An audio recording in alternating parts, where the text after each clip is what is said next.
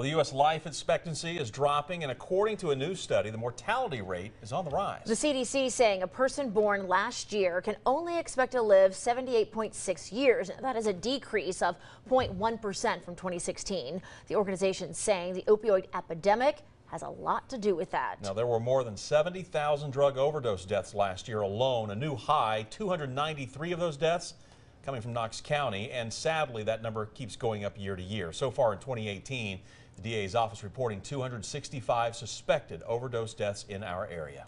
A big way Knoxville police and law enforcement across the country are fighting this crisis by carrying Naloxone, or Narcan.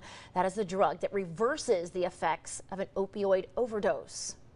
It potentially saves a life, and that's what we need. You know, that's what we're here to do. We're here to save lives, to keep the community safe. And if that's what we need to do, if we need to carry this naloxone and we have it available to us, we're going to do that. In our top story tonight, WATE 6 on your side reporter Laura Halm learning more about this effort. She joins us now live here in the studio. So Laura, how is Narcan impacting lives right here in Knoxville? Well, those who have a substance use disorder believe this drug isn't just life-saving, it's an opportunity to change one.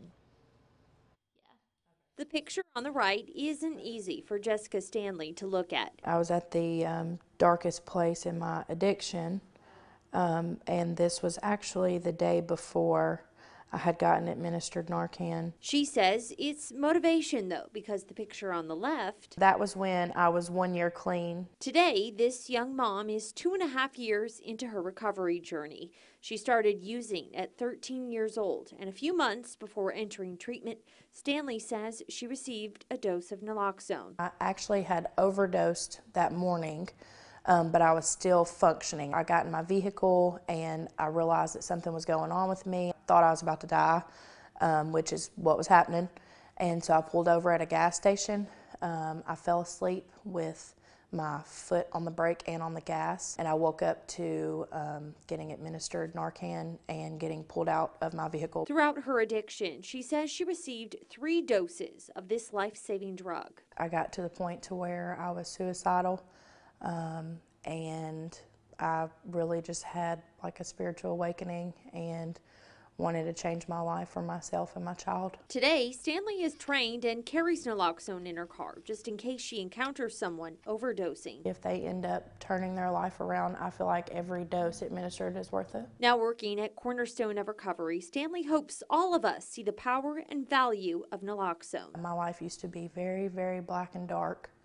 I don't even think there was like a shade of gray spot for me.